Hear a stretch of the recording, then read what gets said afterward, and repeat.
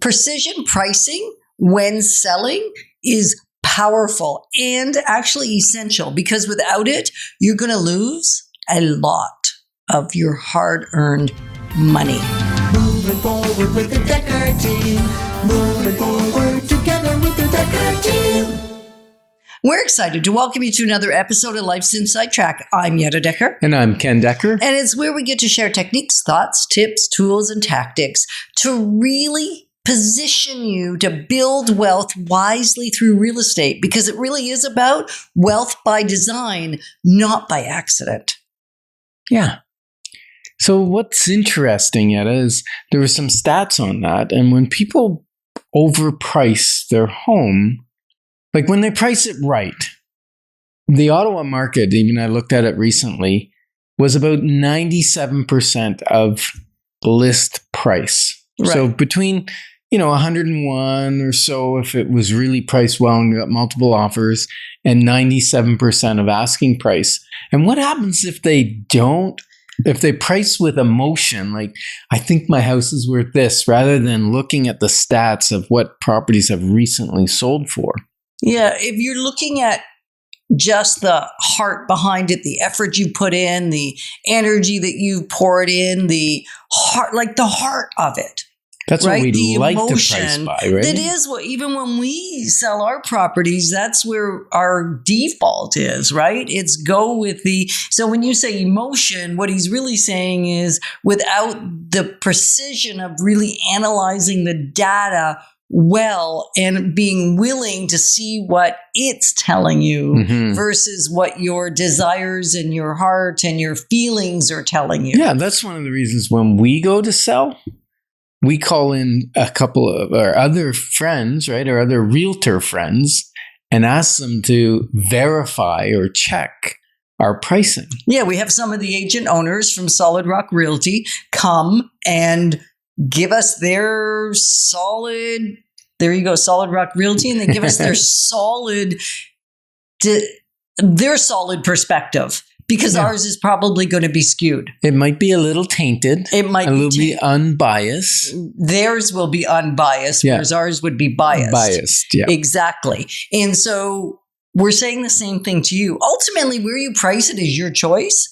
And if you choose to go with feelings and what your neighbors said and what your friends told you and what your parents think and your kids think and your relatives think, chances are you're going to get it wrong. And if you get it wrong, what we have learned, both from experience plus the stats support what we're about to say, you're going to end up selling not at about 97% on average, and our average is closer to 99. So that's another conversation for another day. Why ours is higher than the industry standard, like ours as in the Dekker Team. You're likely going to sell more at 88% of the asking price, but that's not where you started. That's the asking price that you've now reduced to by not getting it right. Yeah, as a matter of fact, that's crazy. Yeah, and for some of our clients, buyers who are specifically looking for a value buy as opposed to criterion around, location and what they want and what they need, and that emotional buy, when they're just strictly wanting great value, I look for those properties that have been on for a while. They've had a significant price reduction, still been on for a little while since then, and they are sometimes vacant, looking for a quicker closing. Those are the ones where we can save our buyers even more money. Right. Because we know that seller is now, I don't want to use the word distraught, but they're tired of the process. They're tired of paying for the property, especially if it's vacant, and they need it gone. And you said if it's been on for a while, and I think that's a piece of the story. You're looking for those properties that have been around for a while. We're also looking for those properties, if we're working with a buyer, that we've already seen 1, 2, or 3 price adjustments, whether on that current listing or on separate listing previous ones, but in a short period of time. Because where there's been some reductions, chances are there's going to be more. And that's where the 88% on average of the current list price, when a property's been reduced a few times and been around for much longer than the average days on market, where there is sometimes a really cool opportunity. And when you said a minute ago, well, if they're more concerned about value than they are about getting their needs met, that's the approach we're going to use. There are times where we can still find what they're looking for, do both at one time. And if your criteria is really tight, and you want what you want, then you may not have as much opportunity to hunt for those properties. If you're looking in a specific school district or that kind of thing, or you've even had people, they want to be in a certain hockey district so that their child plays on a certain hockey team. Right. You know, then we're narrowed in our search. And then you add to that some other must-haves like the number of bedrooms or number of garages and price range and different things like that. Layout. Then that can start to narrow the number of choices, and we may not find a property that's like what we were just speaking about. But what we want to avoid is when we're listing a property for sale from doing that. And one of the things that's a caveat is we've got to look at what is the underlying reasoning, right? Like motive matters. Yeah. Does somebody have a lot of time? They haven't found what they want yet. They want to test the market. They want to test it at a certain price.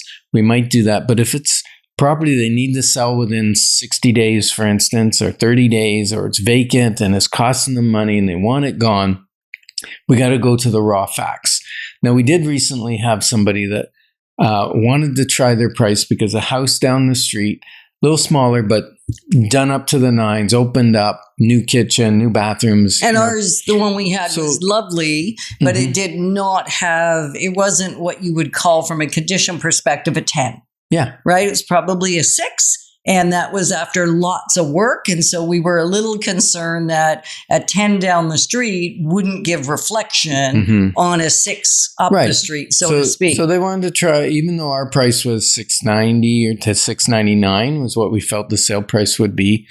They wanted to try $750. We tried it. Now, the important thing is we only tried it for a couple weeks. I think 10 days or so. Yeah. If you're not getting the showings, you're not getting the offers, and you got to adjust quickly, because otherwise you'll get that stale bread thing where we chase the market down instead of getting close to our asking. So we then relisted, got it sold pretty quickly at $999. $699. Oh, sorry, $699. $999 would have been awesome. $699. And in the end, it firmed up at $685. Which is well within that 3%. Right. And originally it was $690, right? So did incredibly well, given we were actually following the process of precision pricing. Yeah. Yeah, exactly. And so, you know, if you're thinking, well, I want more insight on this, I want to get more into the thought process, we do have another Building Wealth Wisely workshop coming up on October 8th. And although it's primarily focused on building wealth wisely through real estate and investing, it all actually is part of the picture. Yeah, knowing how to sell your investment is part of building wealth wisely. And your investment starts with your first home, the one you live in. Absolutely. And if pricing sets the stage for protecting your equity, what's next that keeps you from losing money? We're going to talk about that in the next segment. And we're honored that you've joined us, because we love guiding you to build wealth wisely through real estate. Moving forward with the Dekker Team. Moving forward together with the Dekker